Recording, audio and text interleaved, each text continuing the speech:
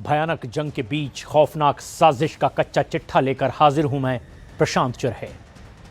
Iran के लिए आज की रात काफी अहम है, क्योंकि अमेरिका में रह रहे रेजा पहलवी ने प्रदर्शनकारियों से कहा है कि सड़क पर डटे रहिए, लेकिन ईरान के सर्वोच्च नेता अली खामनेई के समर्थन में भी ऐसी भीड़ बाहर निकल आई कि ट्रंप और नेतन्याहू का ऑपरेशन तेहरान फेल हो सकता है। और इसी को लेकर के ट्रंप ने अपनी 3 टारगेट साफ कर दिए हैं, जिसमें ईरान के बाद अब कौन होगा, पूरी दुनिया बस यही नाम जानना चाहती है।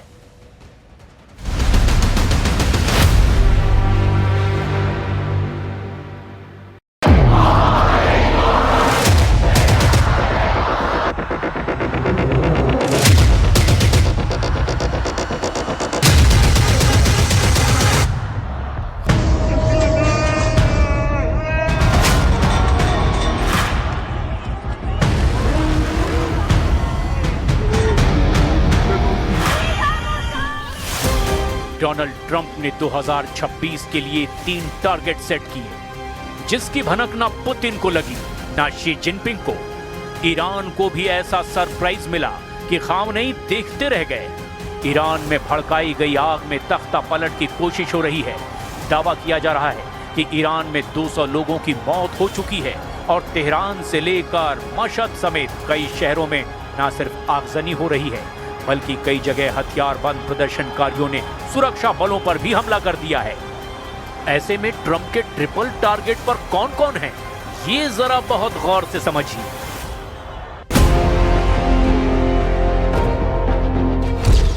ट्रंप का पहला टारगेट वेनेजुएला, जो 2026 के पहले हफ्ते में ही ट्रंप ने हासिल कर लिया। ट्रंप का दूसरा टारगेट ग्रीनलैंड है, जिस पर वो बहुत जल्द एक्शन ले सकते हैं। ट्रंप का तीसरा टारगेट ईरान है, जहां प्रदर्शन की आग CIA और मोसाद ने लगाई है, ये खामनेई का इल्जाम है।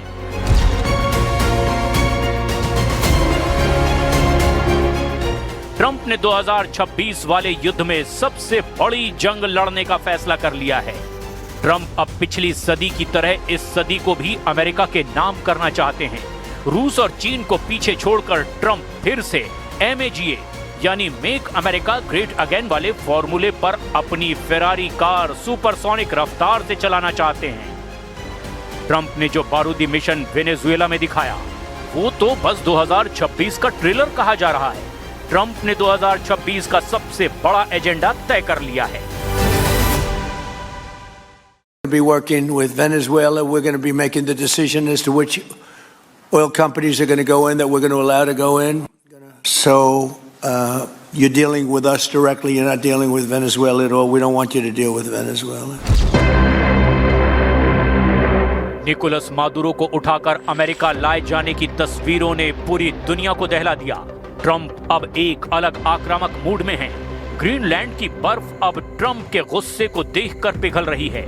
ये खतरा पूरे यूरोप को सता रहा है कि अब ट्रंप नेटो तोड़ डालेंगे। और तीसरा है ईरान, जहां प्रदर्शन की आग में ट्रंप तख्ता पलट वाली बिरयानी पकाना चाहते हैं और पूरे ईरान को वेनेजुएला की तरह ही कंट्रोल करना चाहते हैं। तेहरान से 40 किलोमीटर पश्चिम में ये है करज शहर का हाल।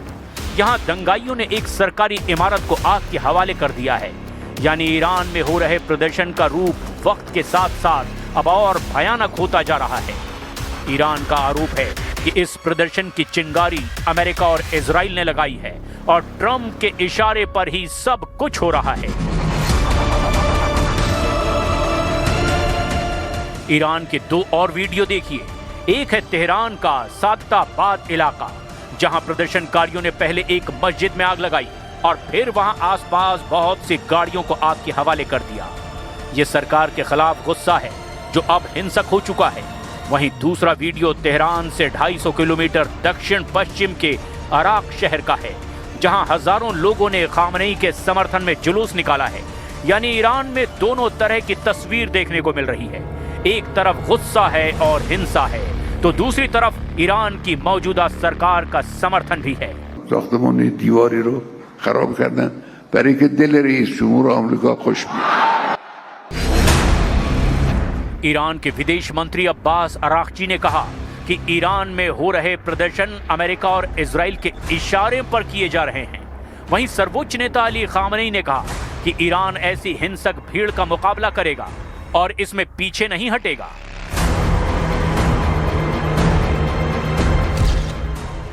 इसमें कोई शक नहीं कि डोनाल्ड ट्रंप के जहन में इस वक्त सिर्फ और सिर्फ तेल चल रहा है। वो ग्रीनलैंड के प्राकृतिक संसाधनों के बारे में सोच रहे हैं, वो ईरान के तेल और गैस के बारे में सोच रहे हैं, और वेनेजुएला के तेल रिसर्च पर तो अमेरिका का कब्जा हो ही चुका है। अब ट्रंप भी इसके बारे में खुल्लम खुल्ला ऐलान कर रहे हैं। तेल के खेल में डोनाल्ड ट्रंप के आंकड़े क्या हैं? इस पर उनके दावे देखकर तो अमेरिका के विरोधी हैरान हैं।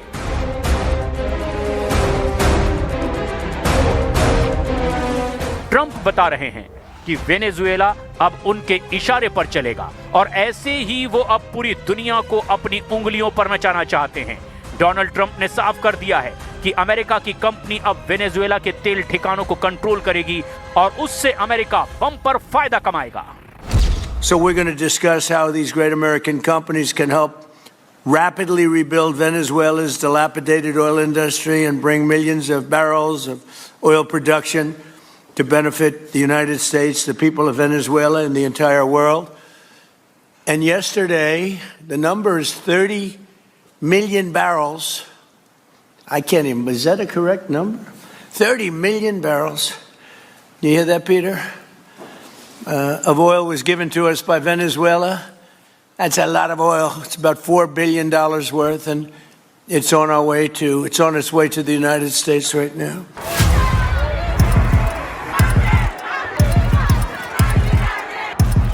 ट्रंप का ट्रिपल टारगेट ईरान देर से ही सही, लेकिन अब बहुत अच्छी तरह समझ चुका है। ईरान में तेज हो रहे प्रदर्शन का एजेंडा अब सीधे वहां के सर्वोच्च नेता अली खामनेई को बनाया जा चुका है, जबकि गुस्सा ईरान की बदहाल आर्थिक हालात का है, महंगाई का है। ईरान में प्रदर्शनकारियों के गुस्से की वजह ईरान की बदहाल अर्थव्यवस्था है, जो अमेरिका के लगाए गए प्रतिबंधों की वजह से और गड्ढे में जा चुकी है। लेकिन बड़ी बात यह है कि ईरान में आर्थिक मोर्चे की जिम्मेदारी वहां के राष्ट्रपति मसूद पेजेश्कियन पर है, जबकि अमेरिका और इजराइल समर्थित प्रदर्शनकारियों की डिमांड है कि ईरान की सत्ता से अली खामनेई को हटाया जाए और वहां अमेरिका में रहने वाले रेजा पहलवी का शासन लाया जाए।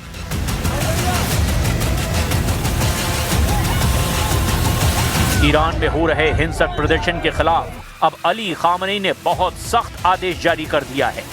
ईरान में ऑर्डर दिया जा चुका है कि कोई भी सरकारी संपत्ति को नुकसान पहुंचाएगा तो उसके साथ ऐसी सख्ती से निपटा जाएगा कि पीढ़ियां याद रखेंगी।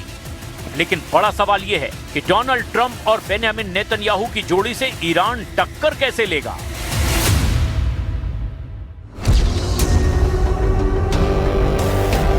ईरान में कई जगह इंटरनेट पर भी पाबंदी लगाई गई है। वहीं ईरान का दावा है कि प्रदर्शनकारियों की हिंसा में कई पुलिस अफसरों की मौत हो चुकी है। इसमें पाकिस्तानी आतंकी गुट जैश अल अदल के हमले भी शामिल बताए जा रहे हैं। खामनेई ने ट्रंप पर सीधा हमला किया है। खामनेई ने कहा कि डोनाल्ड ट्रंप के हाथ ईरानी लोगों के खून से सने हुए हैं। खामनेई ने कहा कि ट्रंप के खिलाफ प्रदर्शन हो रहे हैं, उन्हें अमेरिका पर ध्यान देना चाहिए।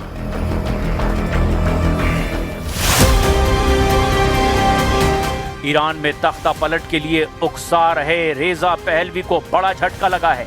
ट्रंप ने पहलवी से मुलाकात करने से मना कर दिया। ट्रंप ने कहा कि अभी इसका वक्त नहीं आया है। हालांकि इसमें कोई शक नहीं कि रेजा पहलवी फिलहाल उस कैंप में हैं जिसे एंटी ईरान कैंप कहा जाता है। यही वजह है कि रेजा पहलवी लगातार ईरान के लोगों को प्रदर्शन तेज करने की नसीहत दे रहे हैं। حضور دگرباره و پرشکوهتان در خیابان‌های سراسر ایران در شامگاه جمعه پاسخی دندان شکن به تهدیدهای رهبر خائن و جنایتکار جمهوری اسلامی بود. रेजा पहलवी को इन तस्वीरों में इजराइल के प्रधानमंत्री बेंजामिन नेतन्याहू के साथ देखा जा सकता है। अप्रैल 2023 में रेजा पहलवी इजराइल गए थे और तब उनकी वहां मुलाकात इजराइल की टॉप लीडरशिप से हुई थी। इन तस्वीरों के सामने आने के बाद से ही रेजा पहलवी की एंटी ईरान कैंप वाली इमेज और मजबूत हो गई है।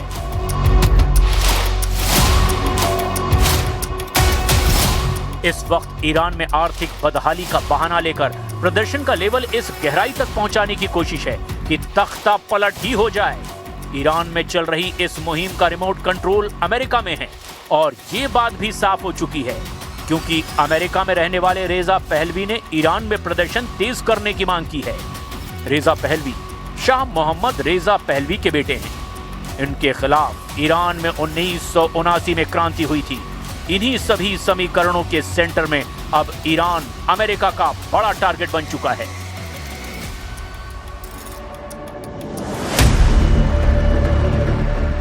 पच्चीस साल तक युद्ध और अमेरिका के 5 दुश्मन खत्म। सवाल यह है कि क्या 2026 में अमेरिका खत्म कर देगा अपना छठा और सबसे बड़ा दुश्मन? क्या ईरान अब अमेरिका का वो आखिरी फ्रंट है जिसे डोनाल्ड ट्रंप किसी भी कीमत पर जीतने जा रहे हैं?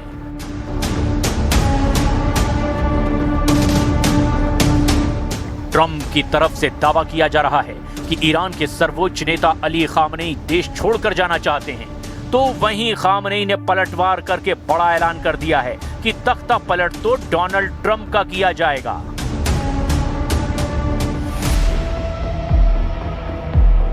वैसे डोनाल्ड ट्रंप के सामने अब नया मोर्चा ग्रीनलैंड भी बन चुका है। ग्रीनलैंड पर ट्रंप की निगाहें गड़ गई है और वो अब इसे किसी भी कीमत पर अमेरिका के नक्शे में मिलाना चाहते हैं। यानी जो इलाका डेनमार्क का हिस्सा है वो अब अमेरिका अपने कब्जे में लेना चाहता है। Right now, we are going to do something on Greenland, whether they like it or not, because if we don't do it, Russia or China will take over Greenland, and we're not going to have Russia or China as a neighbor.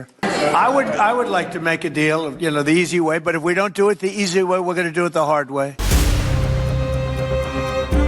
Trump ने 2025 का साल जिस तरह गुजारा, लगा वो एक शांति प्रिय कबूतर की छवि बनाना चाहते हैं, लेकिन 2026 की शुरुआत होते ही ट्रंप ने कई मोर्चों में आग लगा दी। वेनेजुएला से लेकर ईरान और ग्रीनलैंड अब ट्रंप के टारगेट पर हैं। निकोलस मादुरो को पत्नी समेत उठाकर ले जाने वाला वीडियो देखकर दुनिया यकीन नहीं कर रही। सब इसीलिए हैरान हैं कि अब किसी भी देश के राष्ट्रपति को किडनैप किया जा सकता है। ये आशंका जाहिर की जा रही है। यानी साफ है कि ट्रंप अब एक अलग आक्रामक मूड में हैं। वो अपने गुस्से से अब ग्रीनलैंड की बर्फ भी पिघला रहे हैं। अब सिर्फ रूस को ही नहीं, पूरे यूरोप को ट्रंप से खतरा सता रहा है। वहीं ईरान पर सबकी नजर है।